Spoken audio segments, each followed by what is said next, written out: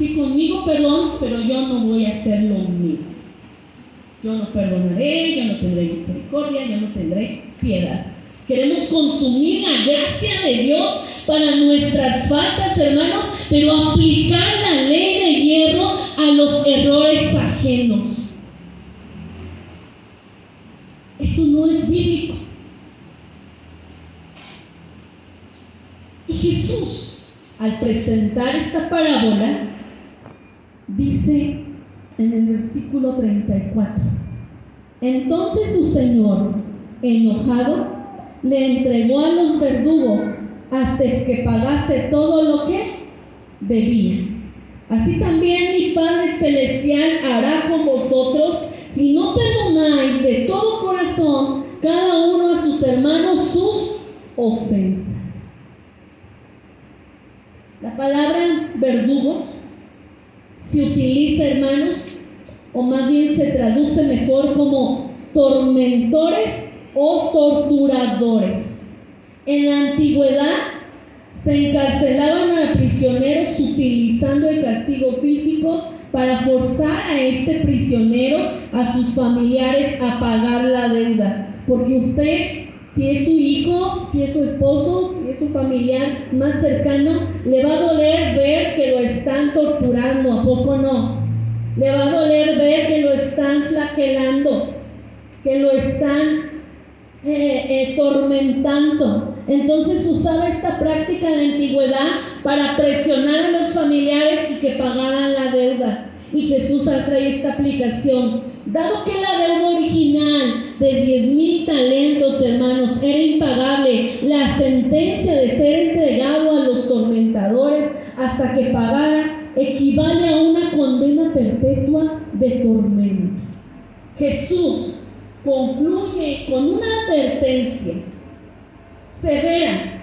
Si no perdonamos de corazón, es decir, desde lo más profundo de nuestro ser, no de mera cortesía externa de decir, ay, sí, está bien, te perdono ya.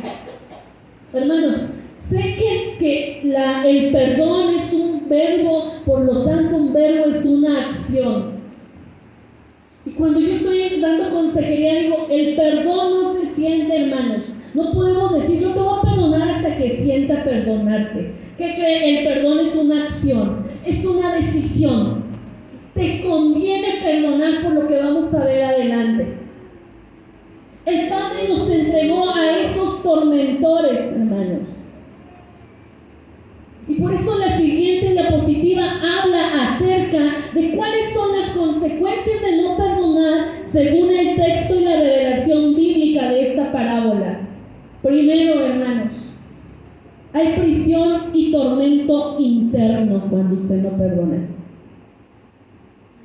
Prisión y tormento interno. Quien no perdona está experimentando el tormento de la amargura,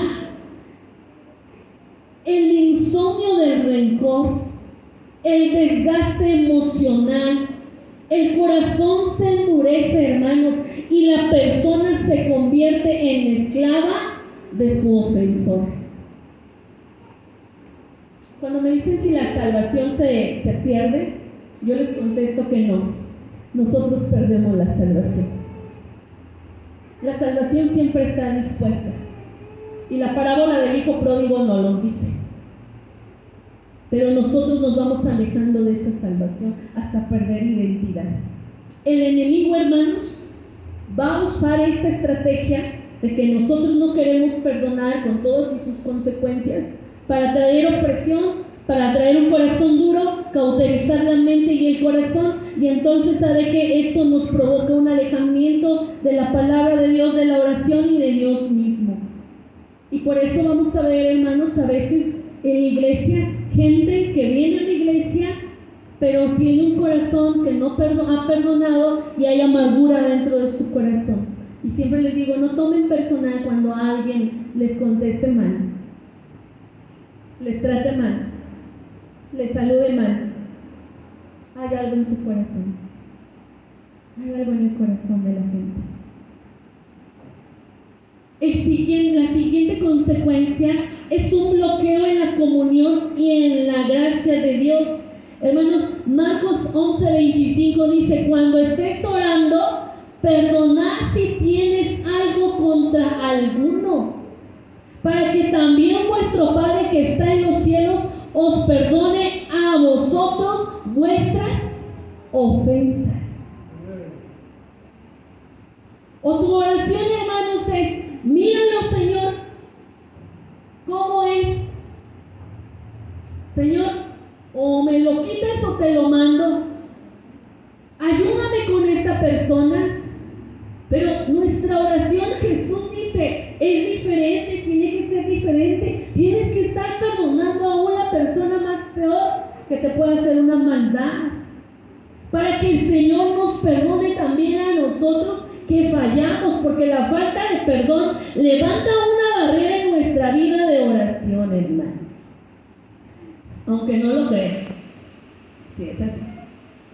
No es que Dios pierda su capacidad de amarnos, es que nuestro corazón se inhabilita para recibir el fluir de la gracia cuando nos cerramos a dispensarla a otros. La siguiente consecuencia, hermanos, es: estamos abriendo puertas al enemigo. Abrir puertas, hermanos, no solamente es cuando consultamos la brujería, la hechicería, todo ese tipo de cosas que es abominación a Jehová. También abrimos puertas, hermanos, al enemigo cuando nosotros no perdonamos las ofensas que nos hacen.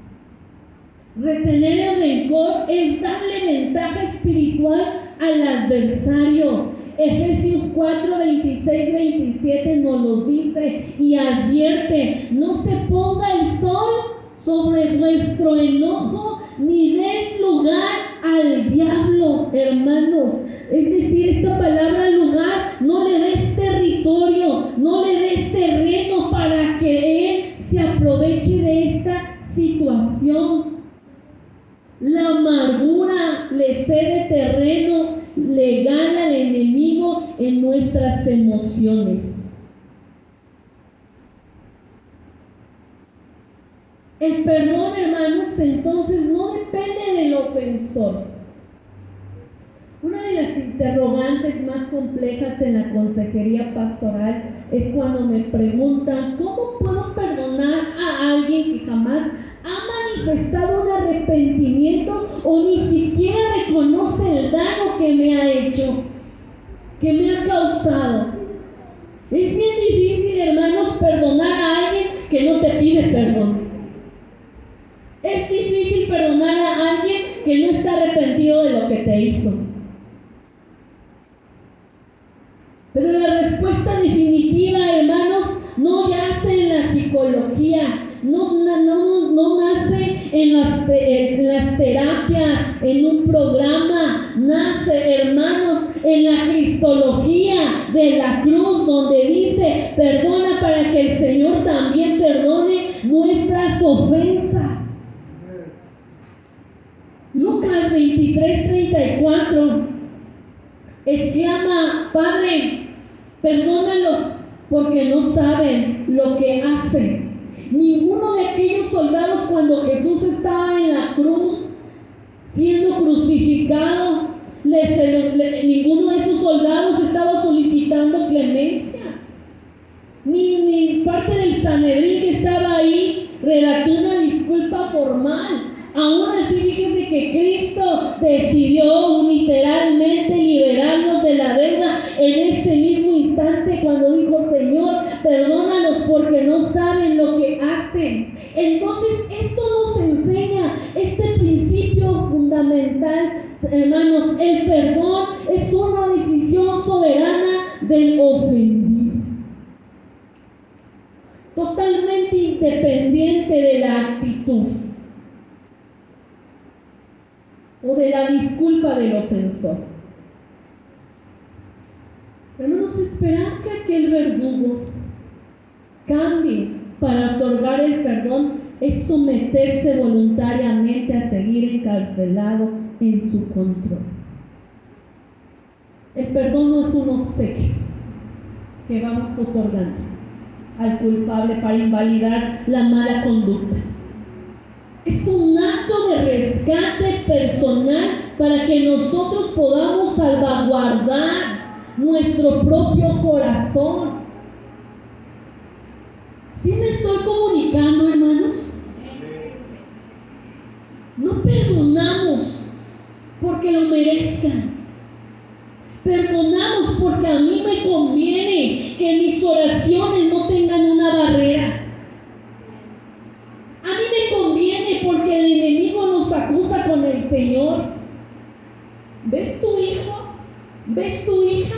Está aquí levantando las manos y adorando y como dicen allá afuera, muy aleluya, muy bonita para atrás, ¿no? Pero no ha perdonado a nadie. Es un rencoroso, es una rencorosa. Entonces, nuestras oraciones siempre nosotros tenemos que ver que nuestras oraciones no haya ninguna barrera, que sean libres, que sean ligeras, que sean fluidas. Y tal vez no nos va a tocar, hermanos, decirle a la persona te perdono, pero en mi corazón ya lo perdoné, en mi corazón decidí no cargar con eso. ¿Y sabe cuál es la prueba? Cuando lo vuelva o la vuelva a ver. Si ya no siente nada, su corazón está sanando. ¿Cuántos quieren tener un corazón sano? Por lo tanto, hermanos, quiero ir terminando para mencionar que es fundamental aclarar una distinción. Eso sí, lo tenemos que decir, que a veces nos confunde como iglesia.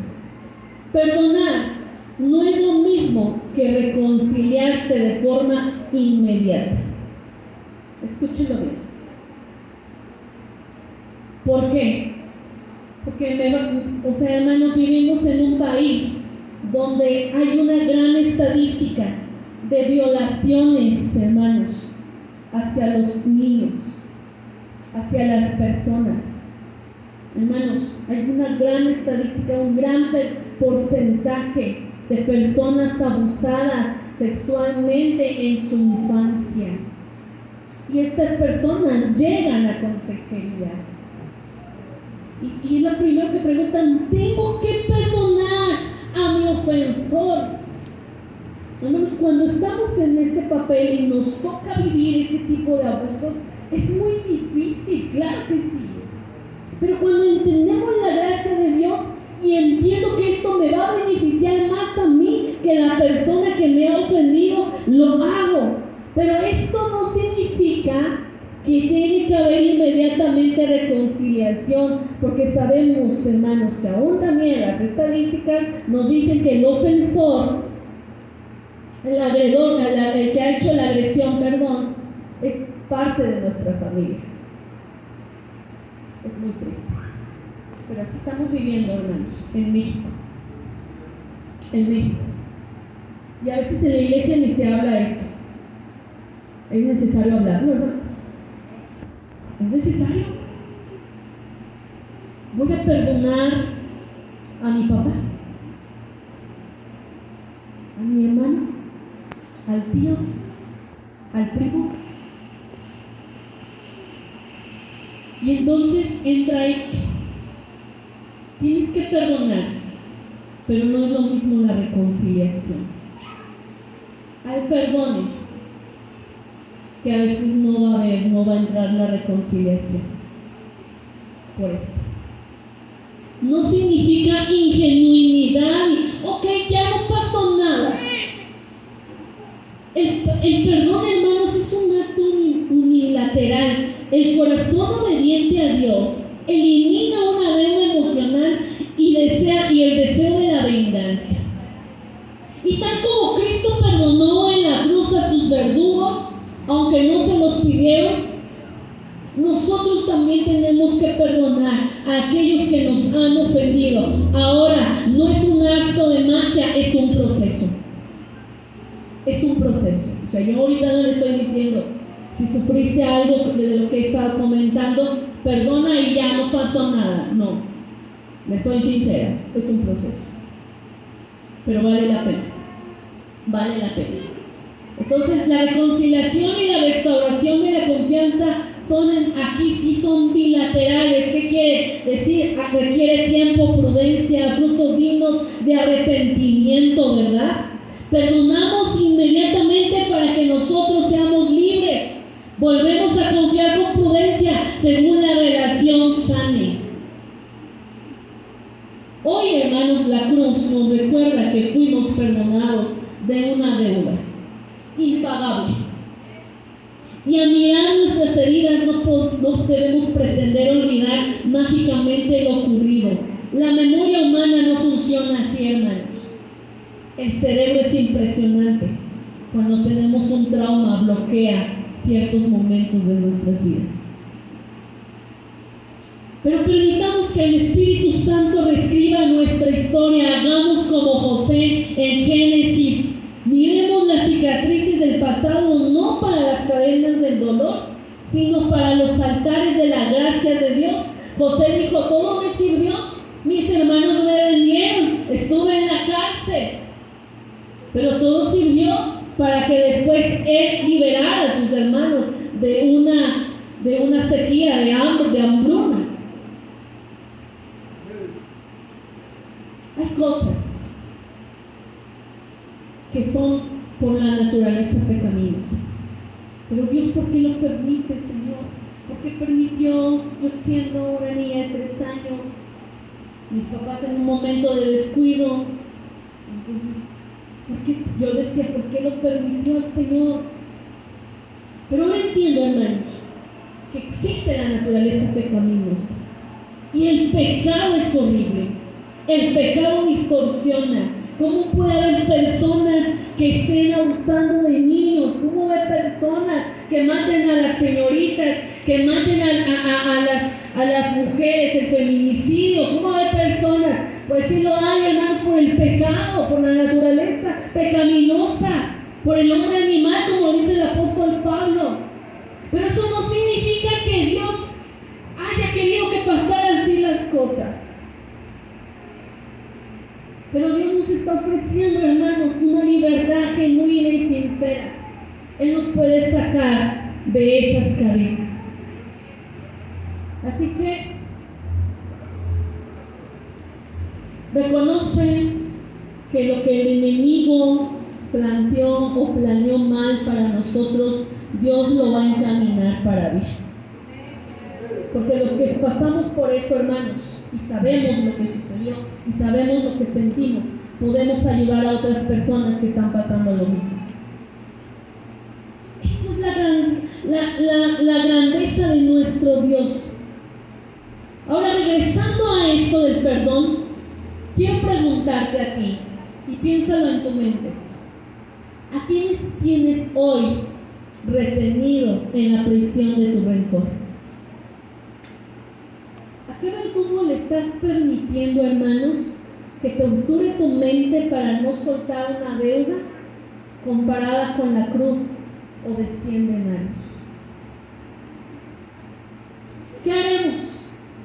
¿Continuaremos alimentando esta película interminable del rencor silencioso en nuestra mente, dándole territorio legal al enemigo? Hoy te desafío, hermano, a que tomes una decisión consciente, voluntaria, espiritual, para abrir las ventanas de tu alma para la luz de las Escrituras y la llenura del Espíritu Santo, que quite toda tiniebla acumulada en tu vida. Entreguemos la raíz, hermanos, profunda del dolor aquí en el altar. Una vez me tocó hacerlo. Y aun cuando en mi corazón y mi mente decía no, mi espíritu decía: tienes que soltarlo, tienes que dejarlo. Si tú quieres avanzar, tienes que hacerlo. Y tomé la decisión, y eso me hizo libre, porque yo tenía rencor con mis papás, porque fueron descuidados. ¿Cómo me dejaron? ¿Cómo hicieron esto? Ellos tienen la culpa. pero Jesús me ayudó a perdonar y a sanar. Pero tal vez, hermanos, no te han hecho algo así, pero has subido una traición, una infidelidad en tu vida, en tu matrimonio. Es necesario perdonar, aunque no te pidan perdón. Tenemos que perdonar. Ponte de pie y te invito a que oremos.